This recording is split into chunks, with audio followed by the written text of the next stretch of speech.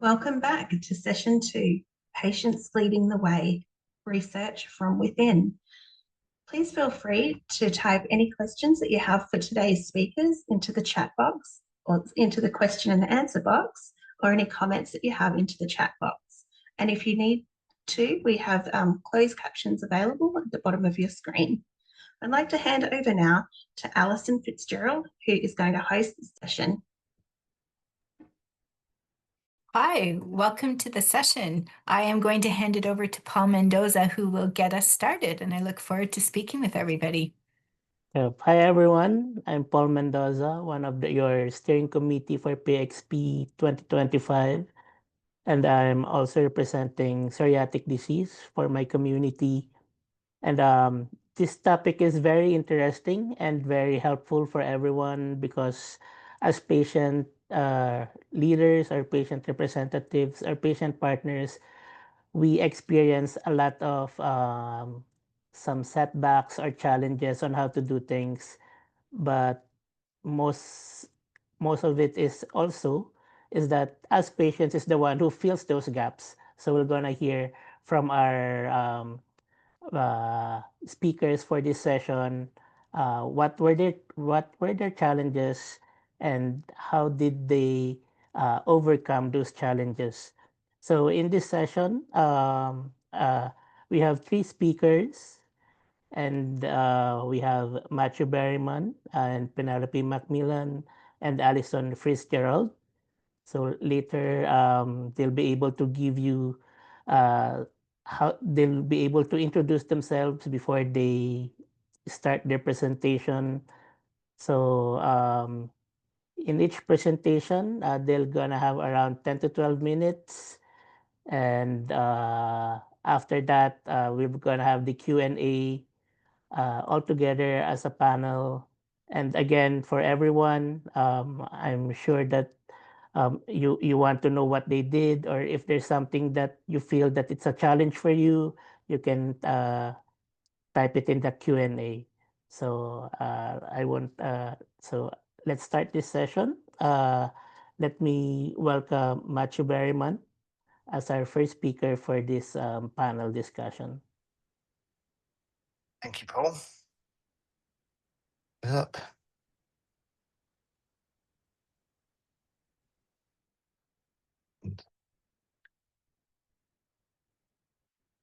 First, I'd like to acknowledge that I'm coming to you from Ghana country, Adelaide, Australia. And this is my story.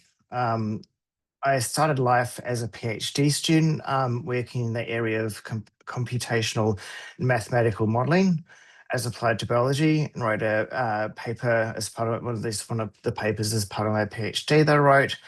This was published on 25th December 2004. So I come in from an academic background, have a PhD, be in a different discipline. And then on the 2nd of October 2022, I had a hemorrhagic stroke, and you can see what my brain looked like here. So it was I wanted to give back after I had my stroke and find meaning in the fact that I'd had a stroke. And I was already from an academic background. And so I, 9 months after my stroke, went to the Stroke 2023 conference in Melbourne, Australia. And at that time, met up with some stroke researchers, got involved in the Lived Experience Advisory Group, and went from there. Separately, I met a PhD student, Thomas Filtrami, the following year, and he was doing some VR development for upper limb therapy, where you're working to move your hands. And he was developing a virtual reality musical game, and I got involved in the co-design of this. So he took into account my fatigue, my stroke experience, my vision in relation to virtual reality, and my experience of doing mirror therapy for upper limb recovery. He importantly engaged me as a whole person, not just as a stroke survivor. And we decided, that's when I decided to get involved in the research side, and co-presented our work at the Asia Pacific Stroke Conference in Ghana Country, Adelaide 2004. A bit about the other research I'm involved with. The La Trobe University, I met John Pearce, who's one of the researchers in aphasia or speech difficulties, at the 2023 conference, and showed him a mobile app. I'll put the link in the chat later. And we kept in touch and had various conversations on and off, and now I'm involved as the chief investigator on that project. The UQ University of Queensland work, looking at neuromodulation for stroke recovery. I was recommended by a fellow stroke survivor, Letitia, who's chairing the session, or who's chairing the, he knows I'm interested in research and got me into that. I also met Brenton Hordecker from UniSA at the Stroke 2024 conference in Ghana, Adelaide. I was aware of the study and had chats about doing research, and it's about having the conversations and getting to know the researchers and developing the relationships and working relationships and building trust, I guess. So a bunch of issues that I want to talk about. I guess there's a perception often that quantitative data can be better than qualitative, particularly if you're looking at regulatory bodies for interventions of medical drugs or for grant applications. And certainly the quantitative data, the random control stuff is very important for getting those grant applications. But what's meaningful to me is it's just the N=1, the very personal data. And here you can see a postcard that I wrote to my then girlfriend, now wife, 15th of January 2023, so just a few months after my stroke. And I wrote it out again more recently, and you can see the improvement in the quality of my handwriting. So that's what's meaningful for me. And I was involved in recently writing a grant with Brenton, and he had a lot of quantitative studies in that grant application, but I wrote to him, I suggested he follow up with some qualitative data, and he got back to me about the change that he'd made, including the qualitative data and a post-trial debrief. Another thing is whose voices have a seat at the table. I'm a white guy with a PhD, so I'm not checking my privilege, but it's very important to have diversity in background and diversity in academic experience through the inviting. I work on one project with a bunch of other stroke survivors who have varying levels of academic experience, who have varying levels of diversity in general, and the diversity in condition and treatment, especially a thing in stroke because it's very individualised as to what part of the brain is affected. There's a tension between being a researcher and a researcher with lived experience. There's the personal issues of personal identity, advocacy versus detachment, and communicating the limits of the research impact, especially in terms of talking with other people with lived experience and about the limitations and all the limitations of the research itself and the limitations with translating it into real world impact. Issues of funding have been talked about in previous days. I would encourage you to make sure you are recompensed for your time, and others with lived experience are recompensed for the time. Usually there's no money associated with grant writing though, but there may be some funding available after the grant is successful, if the grant is successful. And certainly in Australia, there are set rates for both researchers and co-design and research participants, and there are various guidelines in other countries. Research can be re-traumatizing, and the trauma response can impact on higher cognition, so feeling safe is very important for research. Be aware of the resources, and I believe there's some being dropped in the chat now.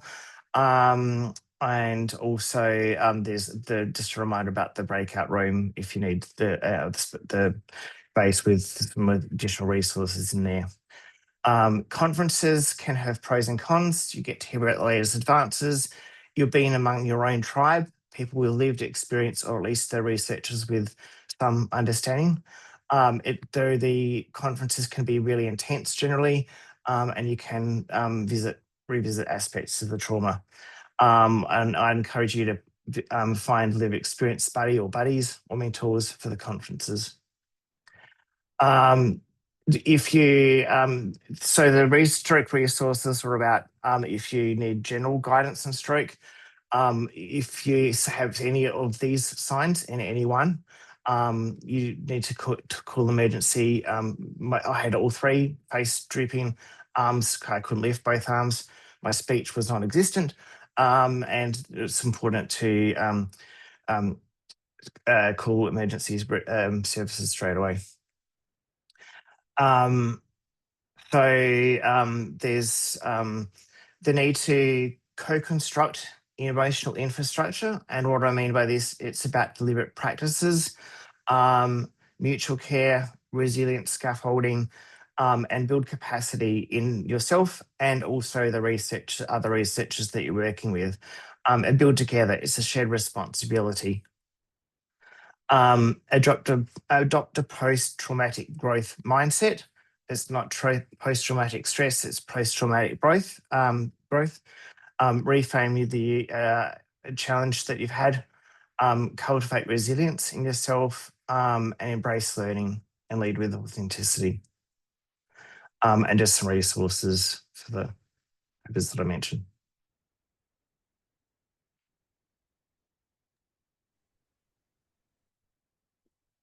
Right. Thank you, Matthew, for that presentation. It's very interesting. I like the fact that on that the one that you participated, they look at you as a whole person and not just focus on your condition. And I think that is something that all of us wants to happen in any research. And moving forward, let me call Penelope for our next speaker. Hello, Penelope. There we go. Hi. Thank you, Paul, and thanks, Matthew. As Matthew has done, I'm coming to you today from the Adelaide Plains in South Australia, which are the unceded lands of the Kaurna people. I'm going to share my screen. No, I'm not. We'll try again. I'm very sorry. Screen sharing's not one of my top skills. Here we go. There, that's what I'm looking for. Just to give you an idea of who I am and where I come from in terms of being a patient involved in research. I've been involved in research in ME/CFS, that's myalgic encephalomyelitis chronic fatigue syndrome, and that's the reason I'm speaking to you today from my bed. I've been involved in research into frail, homebound and bedridden people, which began because about a quarter of people with ME/CFS are homebound or bedridden. CCI, that's our Australian term for consumer and community involvement, or patient and public participation in research and health policy, consumer attitudes toward health data use, knowledge translation. The types of research that I've been engaged with include benchtop or laboratory work, surveys, systematic reviews, participatory knowledge development, and program evaluation. And the roles that I've played, we call it, again, consumers, patient roles. I've been a participant. I've been a consumer with lived experience. I've been a patient representative, where I claim, on the basis of my quite extensive networking, that I can speak not just to my own lived experience, but to that of other people who share similar experiences. I've been a consumer expert. That's where I claim not just to have the awareness of lived experience, but also excellent knowledge of the literature. I've been a co-author, and I've been a research investigator and a research chief investigator. The first study, I'm going to give you 3 examples of different ways of leading in research as a patient. So this particular example, the first study was initiated by the researchers. So what roles did we play? First of all, we checked that the study intent and design would be acceptable to our MECFS community. We ensured that conditions for participants during the clinical sessions were optimal. We helped with recruitment of participants, including healthy controls, which is, if you can do that for researchers, they like it a lot. And we disseminated the study outcomes to the MECFS community. And the photograph is of me at the research institution having blood draws every 7 minutes for 8 hours. So the second study, we're like, okay, can we co-design the next study with you? Oh, well, you're so happy for us to do that. So we held meetings about what might be possible. And we also held discussions in multiple online groups about what the MECFS community does, and equally important, what they do not want. So we returned all that information to the researchers who designed the proposed study, and then we supported the funding application. Now, the funding application included funding to collect people's blood in their own home, and that's what you can see there. My friend, who's also called Penelope, having blood collected in her own sitting room. So the next area of research, which is a completely different project, it's patient initiated right from day one into frail, homebound and bedridden people. It's a research and innovation project. It started with a report called Just Invisible: Medical Access Issues for Homebound and Bedridden Persons. Ricky Buchanan, who's the first photograph across the bottom, wrote that report at great personal cost in terms of effort and impact on her health. And it describes not just how people in Australia who are homebound are invisible to the primary healthcare system, but also how that then makes them invisible to disability supports and welfare supports. And I have been shopping that report around to anyone who I thought ought to take an interest: politicians, journalists, senior public servants, and researchers. So the other photograph is my friend Alejandra and I. We had met through our mutual involvement as volunteers in health and medical advocacy. And we put together, the 3 of us, so the photograph is Alejandra and I in person, and a piece of paper stuck on the wall with a picture of Ricky, presenting this notion about transformation of healthcare delivery for homebound patients. So that's where it started. And Alejandra took that to her boss, because by then Alejandra was working in research, and her boss said, go for it. So an example of how things are quite different in this project is that when we had a survey, we invited people, if they wanted, to include a photograph and then to indicate whether or not we could have public use of the photograph. So one of the photographs was things that are important to me. There, someone's hand touching things that are important to them, remembering that these are people who are homebound and bedbound. So you have nature with the flowers, you have the ring for relationships, you have a couple of pets, you've got a telephone and also a keyboard, but also things I have lost through being homebound and bedridden. So you have someone reaching for a guitar, running shoes, swimming goggles, a psychology a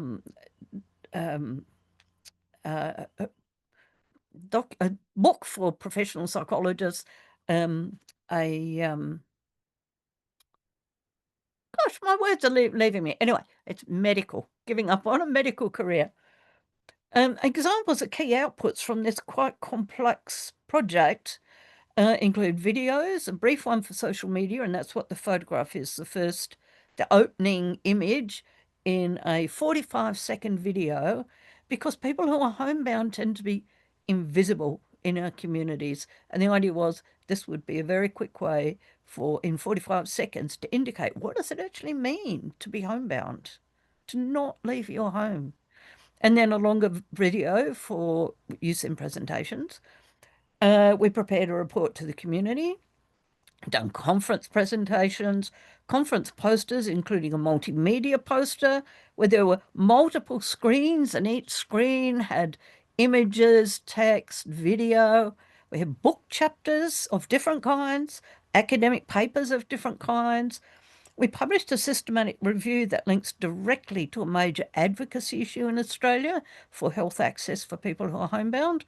And we made policy submissions, including to a Royal Commission into violence, abuse, neglect and exploitation of people with disability, and including one that was published by the World Health Organization during the pandemic.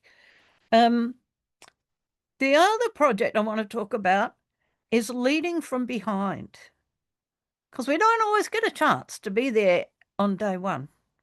So this particular example, we were asked to assist with disseminating a survey. Our organisation, MECFS Australia, if you look at the logo in the bottom corner, and we said, no, we're not touching that. So then, all credit to these researchers. They invited us to comment and propose changes. And that research team dramatically altered the survey, resubmitted it for ethics approval. So they went back 2 steps in their entire research process based on our input. And then we disseminated the new survey, and they've actually been quite pleased with the number of people who completed the survey for them.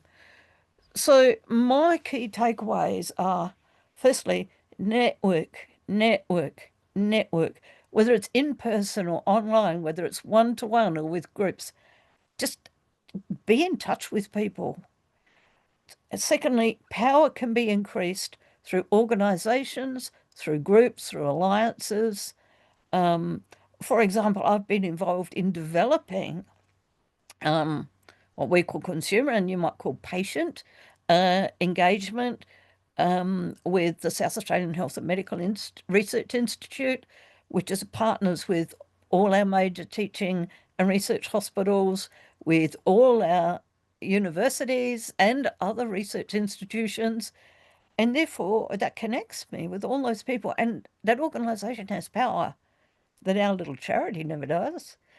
So get involved in groups, even if they're just casual online groups that act together. You can increase your power. An individual can have power, but it's easier with a group. And engage. When you engage, stand your ground, but seek collaboration.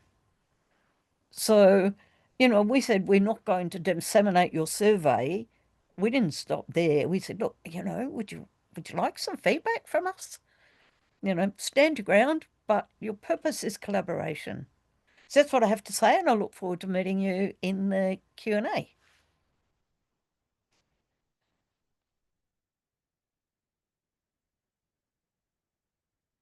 Thank you, Penelope. Thank you, Penelope.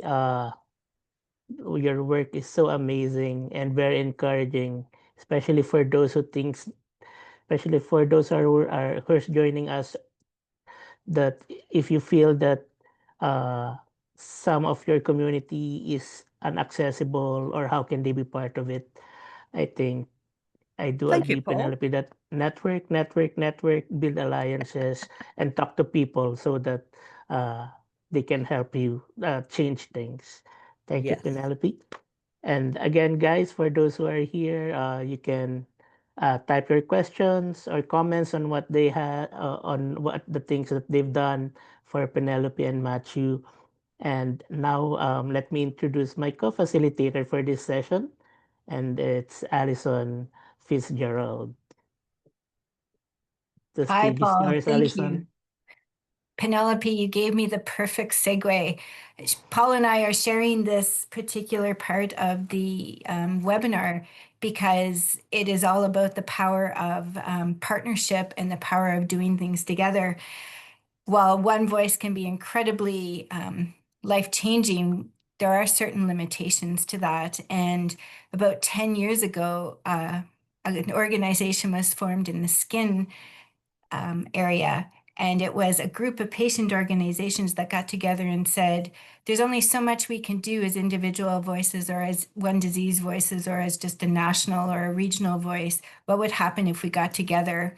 And about 300 to 400 patient organizations got together and formed Global Skin in order to fill in some of the gaps that a single voice can't fill in. So I'm going to share some slides.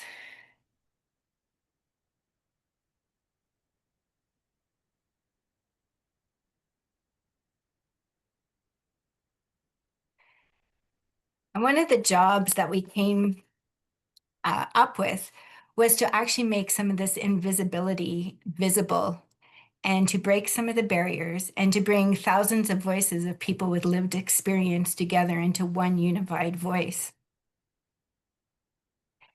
And so, as I said, about 10 years ago, Global Skin was formed, and we have staff all over the world, and we have patient organizations that represent every single region of the world. And these patient organizations all represent skin to some degree or another in different regions of the world. Sometimes they're global, sometimes they're national, and they're all under one umbrella.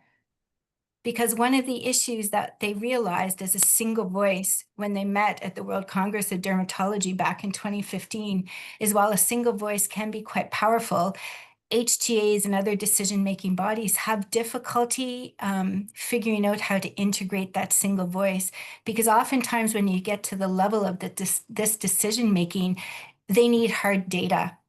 And so one of the main reasons why Global Skin was founded was how to measure a single voice and how to measure a single voice that was more than just the disease itself. And so talking about invisibility, bringing it to visibility, and talking about being more than just your disease. Because one of the issues in skin in particular, and I'm sure in many diseases, is how do you quantify the whole burden of the disease that you have? And oftentimes, while there are metrics and ways to measure the disease itself, there really isn't a good way to measure the burden of the disease you're carrying and the impact it has outside of your body. So whether it's a social or a financial or a sociological impact. So what Global Skin wanted to tackle, and because they were a bigger, more powerful voice, would be how do you make sure that decision makers make these decisions without a patient voice to it? How can you quantify that so that they don't have to make these decisions anymore? Because with skin patient, it is our most visible organ. And while a lot of diseases do have burden, and that is not to be underestimated, often with skin patients, the burden is quite visible. And there's a lot of stigma around it, especially depending on where you are in certain parts of the world. So I'm going to start at the end first, because then Paul's going to fill in the gaps in about 2 minutes. What we did was we created the first PROM, which is a patient-reported outcome measure in dermatology that was developed by patients and validated with patients. And so what we did was we partnered with 2 university organizations, one in Cardiff and one in Hamburg, Germany, who really had the patient's interest first. And it was the patients that got together and said, this is actually what we want you to measure. This is what we think the burden of our skin disease is, rather than what usually happens, which is a doctor telling you what they think the burden of the disease is. So the patients got together with the researchers and gave them 267 items that they said, well, this is what's important to us about our skin disease. This is what you need to measure. And at the end, we actually developed a fully patient-validated measure of skin disease. And it's a 16 items, so it's very short. It's written in the words of the patient. So while some doctors might look at this or researchers look at them and go, wow, 16 questions, that's long. We look back at them and we say, well, it's 16 questions that the patients want you to ask. And it's 16 questions written in the words of the patients. And by the way, the patients told us that it's more than just the social that creates burden. It's more than life responsibilities. It's more than physical. It's more than psychological. It's all those domains together. So not only do we want these 16 questions, we want you to measure it in 4 different impact areas, which no other measure of burden has. And this is how we did it. And I'll hand it over to Paul just soon. Is we got the patients together in one room representing 16 countries and 14 disease areas with patient interviews. Then the Delphi survey, it wasn't done by the doctors and researchers. The Delphi survey was sent back out to patients who filled in questionnaires that took them over 20 minutes. But we sent it out to patients in 61 countries and 90 diseases, and they came back and they said, this is amazing. And they got it down to 27 questions that they thought were really important.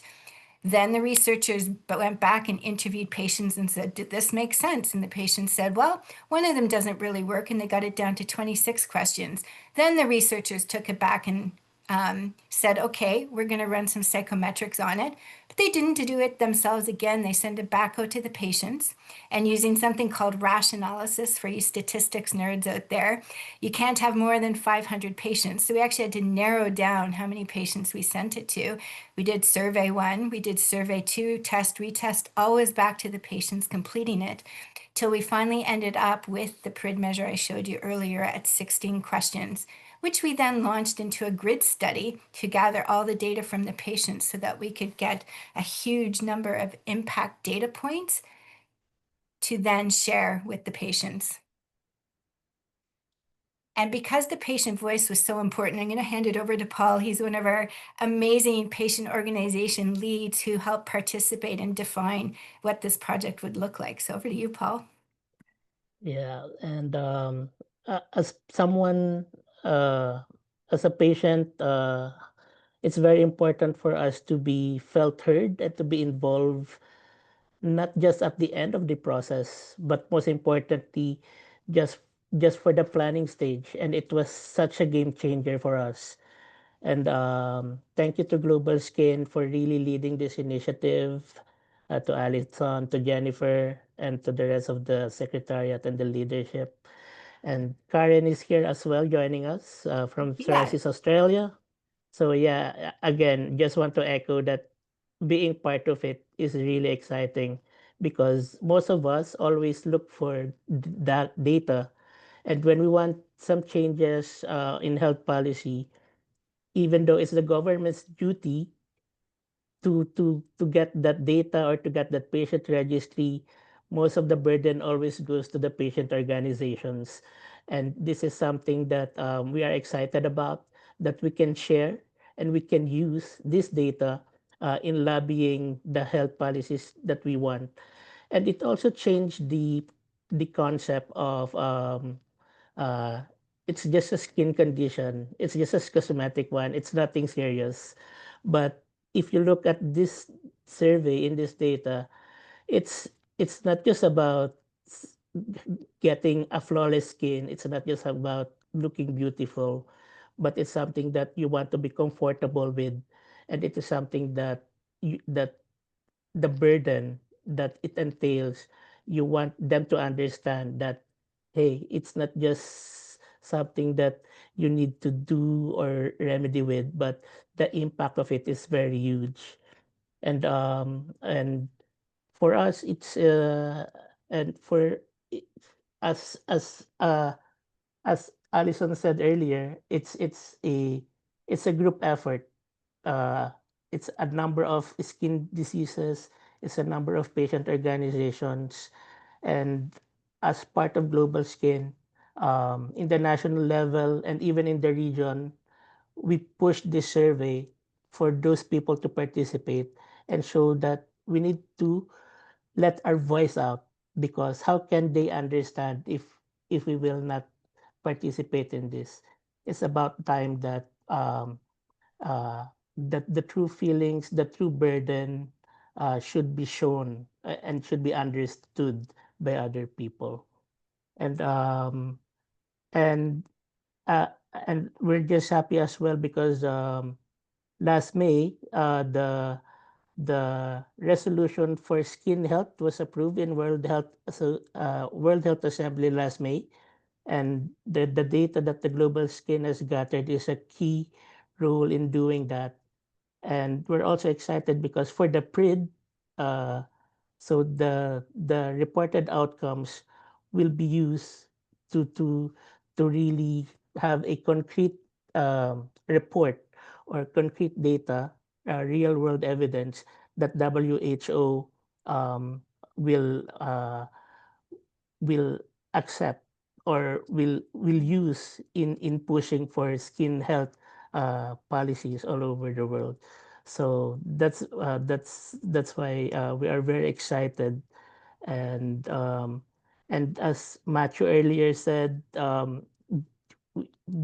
in research we just don't need just to focus on the condition, but as a whole person, how the condition affects that one person. And for Penelope earlier, the power of collaboration and making sure that everyone is heard and that no one is left behind. So I guess that's it. Do you want to add anything, Allison? Or I will just add that together with the patient organizations, we're making it very difficult to be ignored. Sometimes there's gaps where only the power of getting a collective patient voice together can be really powerful.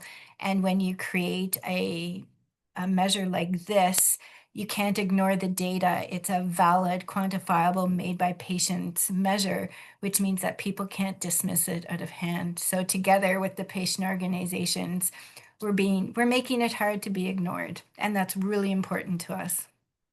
yeah, very good point. All right. Again, everyone who's watching and joining us on this session, if you have any questions, please do type it and we'll try to answer them. I want to welcome back Matthew and Penelope. Um, I do have one uh, for Penelope written in our question and answer. Penelope, do you mind if I ask it? Yeah, go. Great. Mulhall asked, Penelope, do you have any advice for good ways to share back with patient research partners the impact that they had on the initiative? Such as, how can we meaningfully share what was learned or changed so that people know that their input was valued? Yeah, and I think it's really important to do that in multiple ways, because different people who've contributed in large ways or small will be attuned to different channels of information.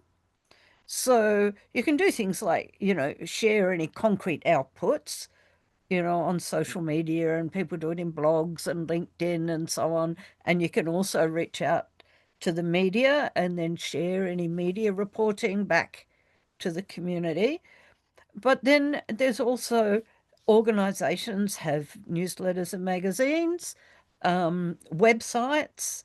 So, and then we tend to have seminars where the researchers will come. And then one of the things we do in South Australia is our membership of MECFS South Australia, we have seminars that are only open to members, which sounds awfully exclusive, but then the researchers will tell us things that they are not willing to say publicly, right?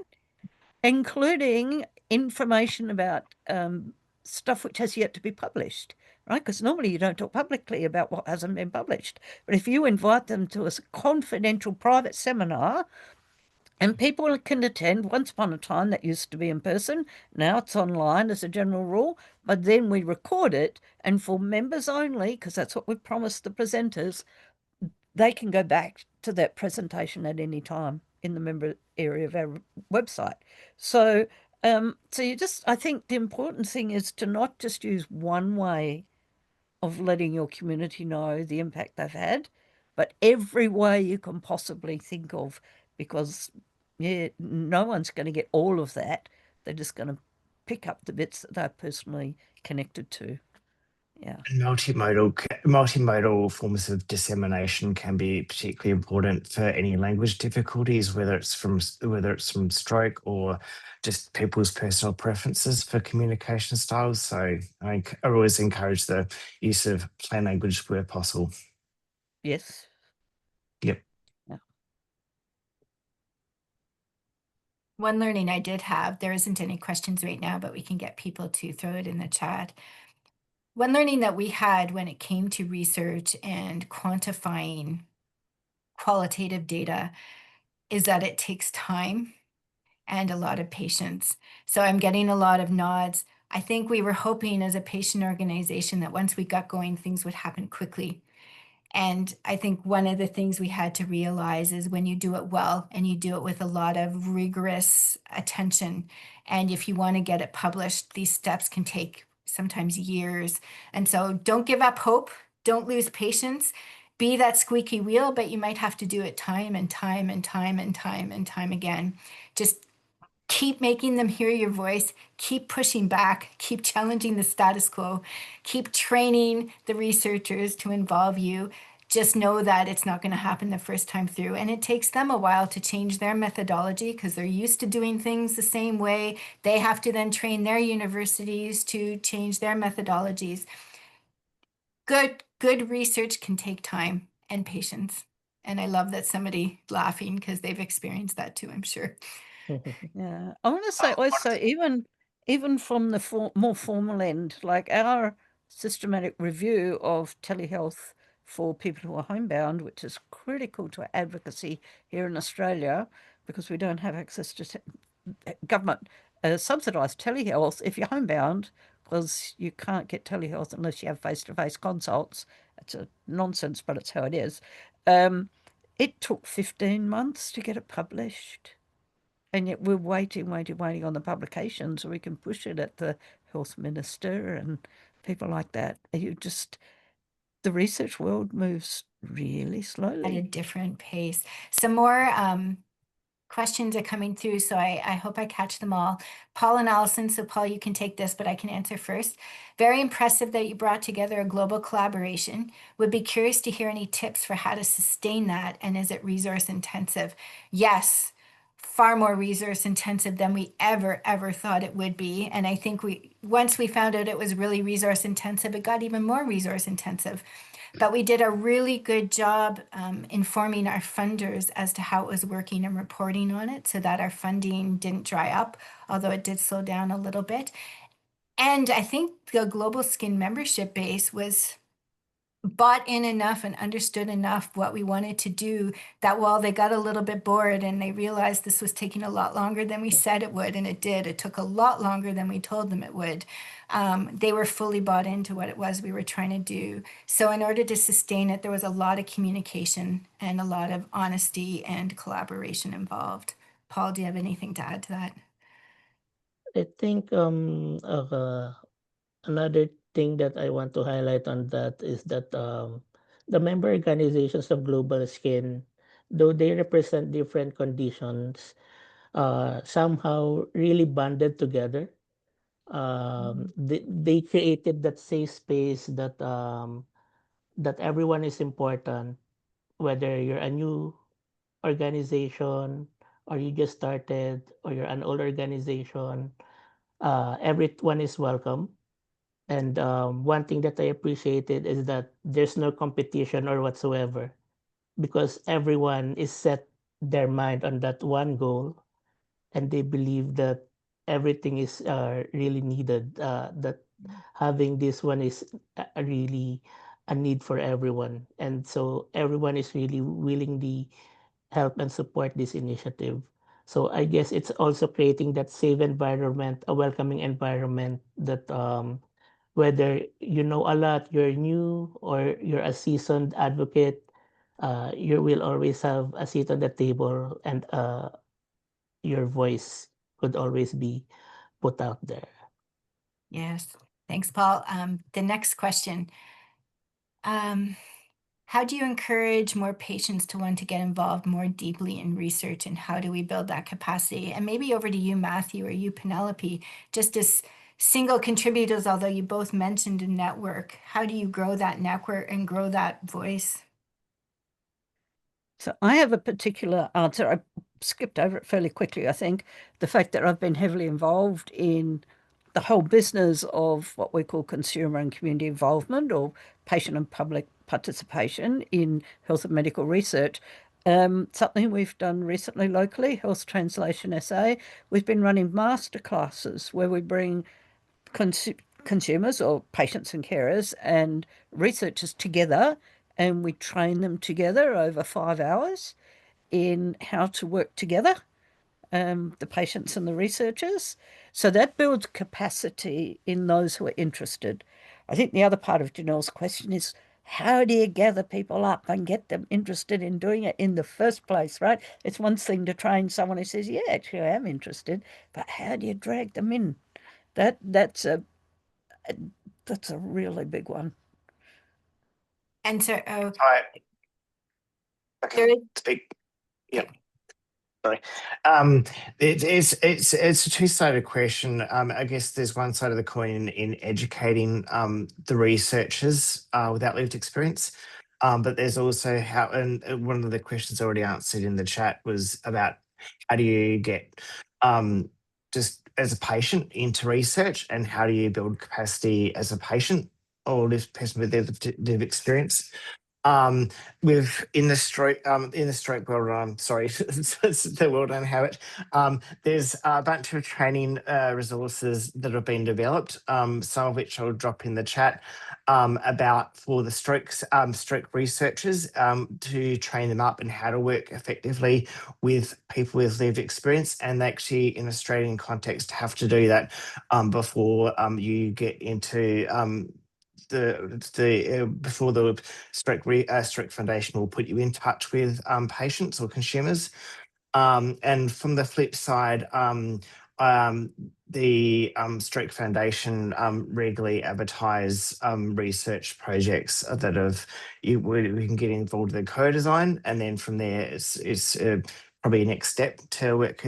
We'll build those relationships up and become a research in your own right. And there's also general advertising of like public lectures from the universities. But I think it's I can only speak in the stroke world, and I value input from the rest of the speakers on how you've navigated those issues. Yeah. good And answer. one thing I want to say is that we find that I guess it's kind of like attracting like. It's very easy to end up with a community who are interested and engaged with the research, that people start to look alike. A lot of them are older white women, often with professional backgrounds in Australia. That's very common. And it was really interesting to hear Marketa the other day talking about the fact that she's working really, really hard to build diversity, so that the patients who are participating in helping to co-design represent the full range of people who are going to be impacted by the research when it's done. And that, I think, can mean reaching out to organisations that are that actually collect not around, say, an illness or something like that, but collect around demographics. If you're looking for parents and children, go to where they are. If you're looking for older people, go to where they are. If you're looking for a multicultural group, go to an organisation that represents multicultural groups. You have to really sort of reach out. And I'm not saying it's easy or it's resource intensive, and you have to build we find trust and all of that. champions. Trying to find champions in each of those communities, which will then build within that community. Absolutely. Exactly. I do want to address a couple more really quickly, because I think we're running out of time. There was a question on how to get the researchers to be a part of that process. And a couple of things that we did, I'll quickly answer and others can step in, is we forced them. This was a project we paid for. It was our money. They wanted a seat at the table, and a couple of them got their PhDs on it. And so we said, look, if you want to do it, you do it our way, which means patient voice. However, that being said, once they hear the patient voice and once they realize, so you kind of catch them, you get them in with the voice, and then they realize they can quantify that voice, which makes them really excited, because you combine both the storytelling with the data, with the hard numbers, and that's very exciting for researchers. But yes, don't give them a choice. And there was another comment on storytelling, and absolutely storytelling to move the invisible to the visible is so important, especially the misunderstood. The storytelling has to in part come from the researcher. So it's those interviews, like cognitive interviews. If you can get researchers to start that way, you're doing your storytelling during the interview, and then the researcher can turn that into a type of data, which again, that's how you catch them, is you storytell, but you let them turn that into bits of insights that they can use and then work with. So storytelling, yes, but at the end of the day, you do need a way to make it usable as a researcher.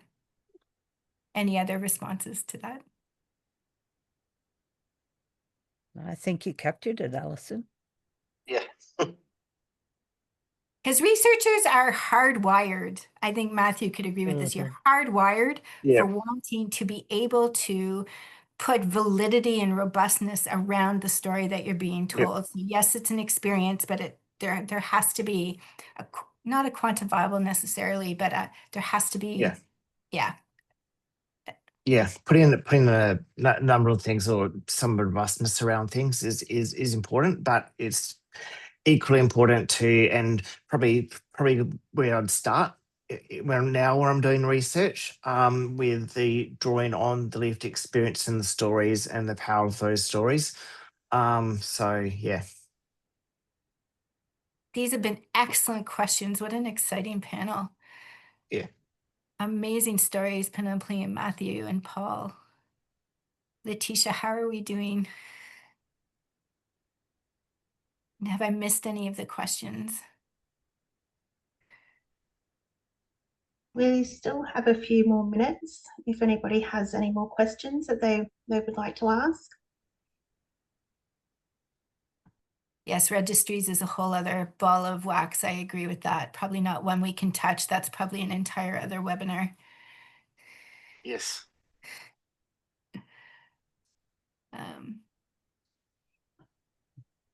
Any final thoughts? Hand it over Penelope and Matthew for some final thoughts. Or any encouragement to those who Just who want to be involved in research. And getting involved can be a meaningful way of giving back, as I talked about, but it does come with challenges. Yep. Penelope? Yeah, I was going to just bring up that Anne has raised an issue about when you bring in sort of uncomfortable voices, things that make other people uneasy, that it can be very easy to be sidelined.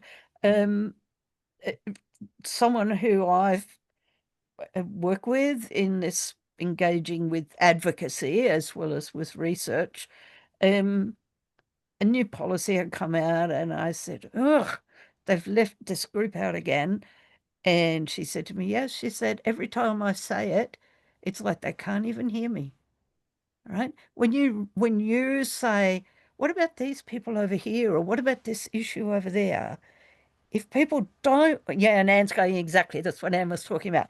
That they just, it's like they can't hear it. It doesn't matter how often you say it, they can't hear it. It is really difficult. And that is why this whole frail home and bedridden people project, which is now several years old and has multiple outputs, it took me years, and when I say years, I'm talking maybe 5 years, to find a receptive audience for Ricky's report, which had laid out the problem so clearly. Years to get someone to pay attention. There's still a long way to go. You got to persist because it paid off in the end, right? Eventually. So yeah, persistence, gosh. Yeah. Worth it. Yes. Important. Yeah. But sometimes you get tired, right? Because you go, how many times do I have to say the same thing? It's, but if we stop, then that's when we fail. So Yeah.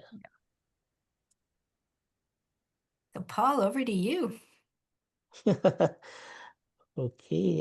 Again, thank you, Allison, Penelope, Matthew, Your work is really amazing and very encouraging. And for those who are joining us, if you want to get in touch with them, I think their link in bios are in our website. So please feel free to check them out. And thank you for joining this session. I hope you learned a lot. I hope you were encouraged, and will give you the grit to continue on what we are doing. Back to you, Leticia. Thank you, Paul, and thank you, Alison, Penelope, and Matthew for your presentations today. They were excellent examples of patients leading the way, research from within. So some of the things that I took from this as well was when we seek collaboration, we can amplify our voice and we can ensure that the outcome of the project makes an impact. And I really loved the last words you said there, Penelope, about persistence. We know that things do take time. So I'd just like to let you know we're going to go for a break now for 15 minutes, and then we will be back with the next session, the third session, More Than a Paper, Ways to Share Research.